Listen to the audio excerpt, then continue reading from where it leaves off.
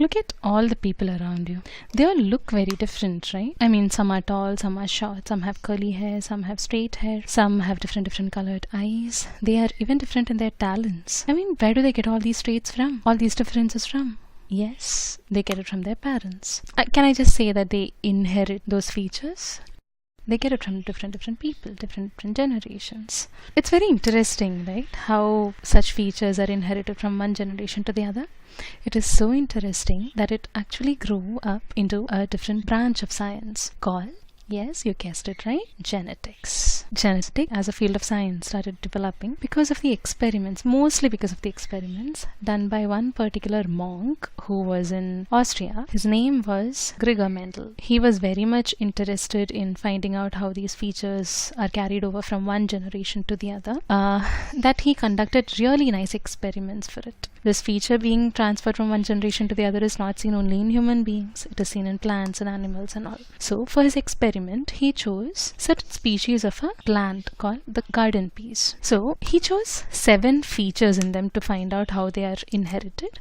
He chose 7 features. What was special about these features? They basically were contrasting features, meaning they came in pairs in sense. One feature that he chose was height. The plants could be either tall or short. Another feature that he chose was the color of the flower. The color of the flower could be either white or violet. Like that. 7 features which differed. That's what he chose. And for the first part of his experiment, what he did was he bred pure lines of these features. Pure lines means all the plants in one set would be tall. Another set would be all short plants. Another set would have all white flowers. Like that, for every single feature, he bred the pure lines. The next part of the experiment is what makes it interesting. He cross-pollinated these features, in the sense of the contrasting features. He cross-pollinated tall with short. And what did he find? In the first generation of the plants that he found after cross-pollination, he saw that all the plants were tall. No short plants. No short plants.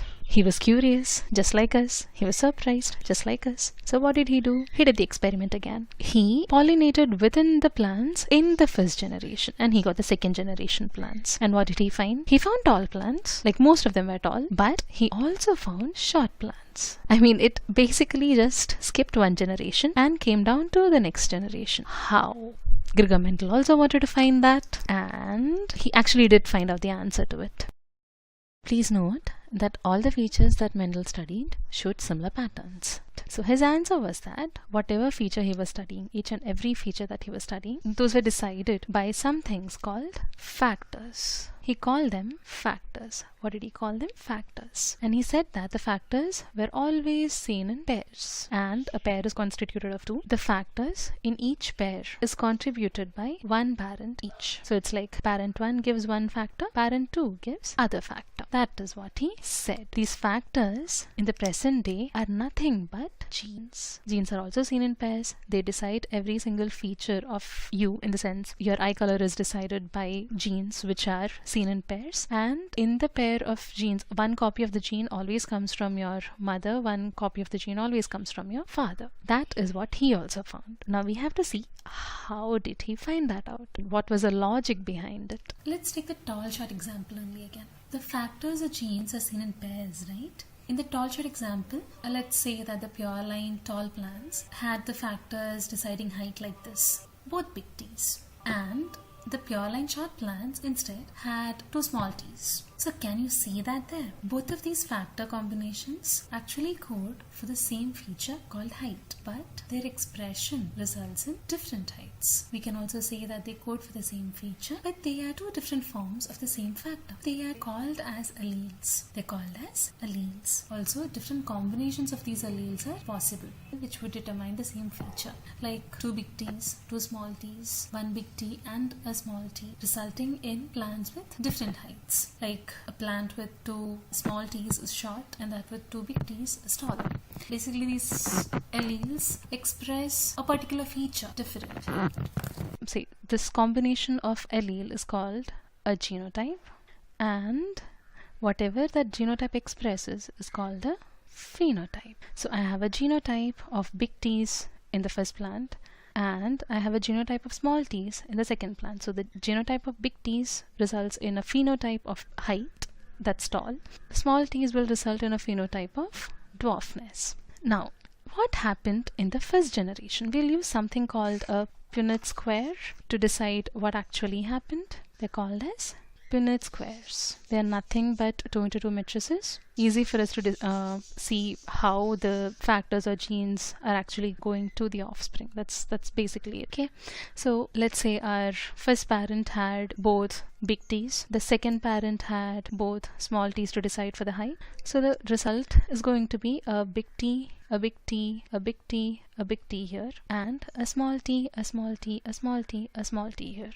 So I have one copy of the factor from each parent, and all the offsprings have a genotype of big T and a small t. That's what happened in the first generation. What happens in the second generation? Here we have all the parents having a big T and a small t. That's the genotype, right? So the offsprings basically could have both big T's, or a big T and a small t, or both small t. So I can have 3 different kind of genotypes here. I could have big T's, big T and small t, and I could have 2 small t's.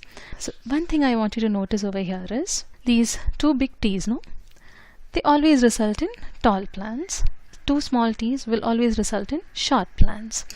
There's no confusion over there because they have the same allele, becoming the 2 factors of one particular feature called height. That's basically it. So because they have the same gene, they are called as homozygous. What are they called? Homozygous. Homozygous means it's the same gene that they have coding for the same feature. But if you see over here, they have one big T and one small t, which codes for the feature height. So the result is going to be either tall or short or intermediate. No, they're all going to be tall. Because they have 2 different alleles which code for the same feature called height, they're called as heterozygous. What are they called? Heterozygous. That's because they have 2 different alleles coding for the same feature in the same organism. One more concept you have to know about this heterozygous genotype is that in a heterozygous genotype, the phenotype will be decided by whichever allele in that genotype is dominant. Meaning, if I have a big T and a small t, what happens is one T rules over the other. One is more dominant. In here, in this particular case, this big T is a dominant one. Meaning when this big T is present, the small t will not be seen at all. That is the reason why in your first generation you had all tall, because they all had this big T, small t, big T, small t, big T, small t combination in their genotype. So they were all tall.